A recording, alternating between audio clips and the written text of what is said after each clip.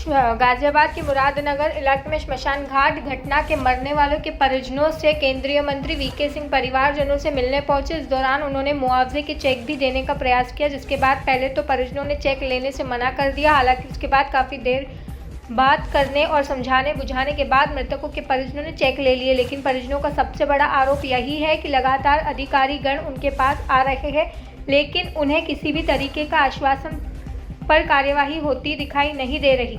ऐसे में general VK Singh विधायक के साथ परिजनों से मिलने पहुंचे तो उन्होंने साफ तौर पर यह कहा कि उनके परिवार में कमाने वाले जो व्यक्ति थे वह इस दुनिया से चले गए हैं। ऐसे में सरकार परिवार के जनों को कमाई का साधन दे, सरकारी नौकरी दे, ताकि वो परिवार को चला सके। हालांकि इस दौरान कुछ परिजन जनरल वीके सिंह से बात करना चाहते थे, लेकिन अधिकारी और उनके साथ मौजूद लोगों ने बात नहीं करने दे रहे थे, जिसके बाद बातचीत में थोड़ी तनातनी भी देखने को मिली। हालांकि उसके बाद जनरल वीके सिंह ने परिवारजनों की बात भी सुनी और उन्हें इस बात को लेकर आश्वस्त किया कि उनकी जल्द ही मांगें पूरी कर दी जाएगी। वीके सिंह ने 10-10 लाख के चेक पीड़ितों को वितरित किए। साथ ही मीडिया से बातचीत करते हुए वीके सिंह ने कहा, जांच कमिश्नरी लेवल से हो रही है, मुख्यमंत्री के आदेश से हो रही है, जो भी इसमें गलत होगा उस पर एक्शन लिया जाएगा। पूछे गए सवाल गाजियाबाद के डीएम भी सवालों के घेरे में है। इसमें वीके सिंह यह कहते नजर आए कि डीएम साहब से पूछो और आगे निकल गए। मेरा नाम है कमल चौहान। मेरी दीदी हैं, हमारे जिया जी एक्सपायर हो गए इस दुर्घटना में, जो यूपी गवर्नमेंट की तरफ से जो ये जिया जी का नाम है सुनील कुमार जी। और जो ये क्षति पहुंची हमारे इस परिवार को, हमारे बच्चों को, अब उसकी पूर्ति के लिए कभी डीएम साहब आ रहे हैं, कभी एडीएम साहब आ रहे हैं, कभी दूसरे अधिकारी आ रहे हैं, लेकिन उससे हमें क्या होगा? हमारे तो जो क्षति हुई है उसको तो पूरी करवा दो।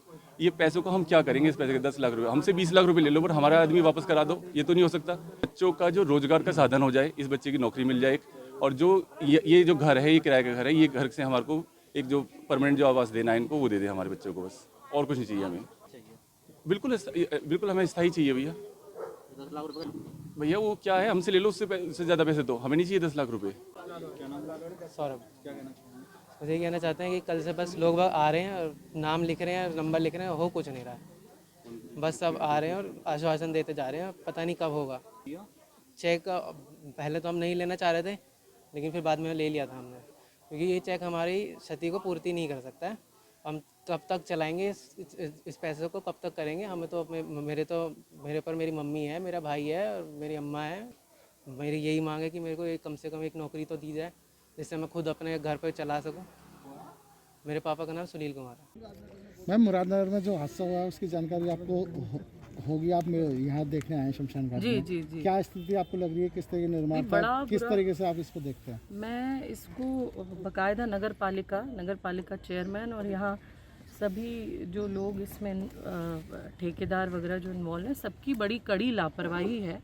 और जैसा मैं मृतकों के परिवारों से मिलकर आई हूँ, मैंने अभी देखा, वहाँ भी लोगों ने बताया कि जो ठेकेदार अपॉइंट किया था उस पर ऑलरेडी कई केसेस थे, और जानकारी के बाद, सब चीज़ जानने के बाद ऐसे आदमी का नियुक्त करना, ये एक बहुत बड़ी लापरवाही है नगर पालिका और नगर पालिका चेयरमैन के उस पर।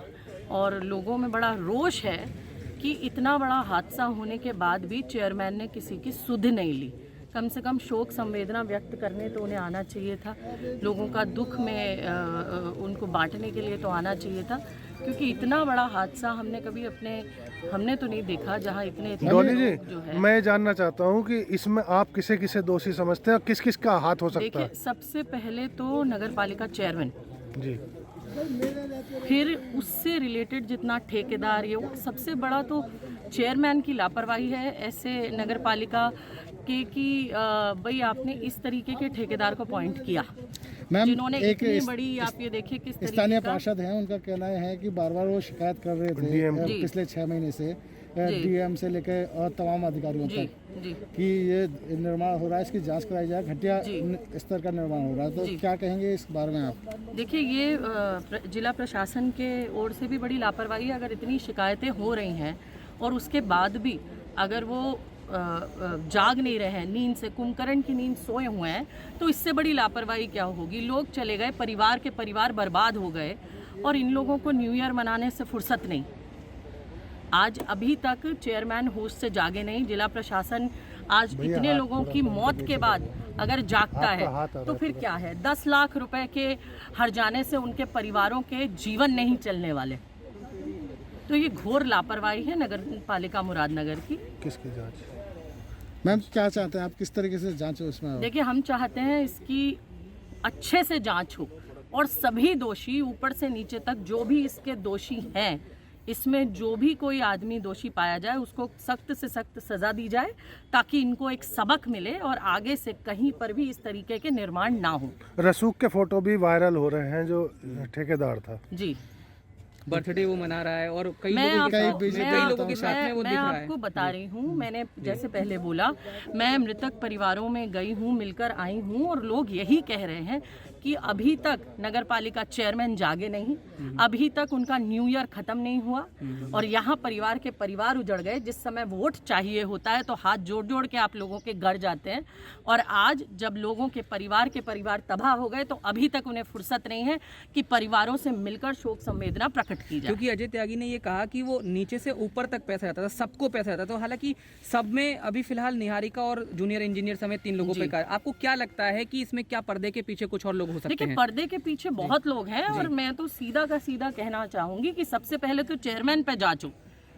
पे जांचो और नगर पालिका चेयरमैन से पूछताछ की जाए कि आप ऐसा ठेकेदार कैसे ला सकते हो जिस पे ऑलरेडी इतने केसेस चल रहे हैं। लोगों की जान की क्या उन्हें कोई कीमत नहीं? परिवार तबाह हो गए, उनसे क्या उनका कोई सरोकार नहीं, या सिर्फ उनका सरोकार वोट लेने के लिए होता है? मैम क्या कांग्रेस से कोई बड़ा नेता यहाँ आएगा? देखिए, कांग्रेस से पहले भी एक प्रतिनिधि मंडल परसों आके गया है, हमारे विधायक आए हैं और मैं आज आई हूँ, और आगे भी हम देख रहे हैं प्रियंका गांधी जी लगातार हम लोगों के संपर्क में है। इस मामले के पर उनकी पूरी कड़ी नज़र है और जैसे भी रहेगा आपको बताया जाएगा। और उनकी दिक्कतें पता चलिए, उनके ऊपर एक्शन होगा ताकि उनको किसी तरह की दिक्कत। चेक देने के लिए रोष तो हमारे अंदर लोगों ने, तो उसके बारे में क्या बोलेंगे सर, क्योंकि जो पीड़ित परिवार ने कार्रवाई की मांग की है, बहुत ही बड़ी बात परिवार ये कहा जा रहा है यहाँ के सांसद को बचाया जा रहा है, उसके ऊपर क्या कार्रवाई की जाएगी? जी सर। जी, परसों मैंने क्या कहा था, जांच कमिश्नरी लेवल पर हो रही है, दोबारा रिपीट कर रहा हूँ, कमिश्नरी लेवल पर हो रही है, मुख्यमंत्री जी के आदेश से हो रही है।